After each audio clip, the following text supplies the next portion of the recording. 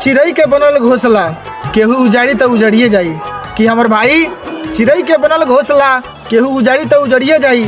आ जेकरा से तू सच्ची मोहब्बत करबा न हमर भाई, काहे ना कर के तू हाथ जोड़ब चाहे पाँव पड़ब, जेके छोड़ के जाए के बा उ छोड़ के चलिए जाई।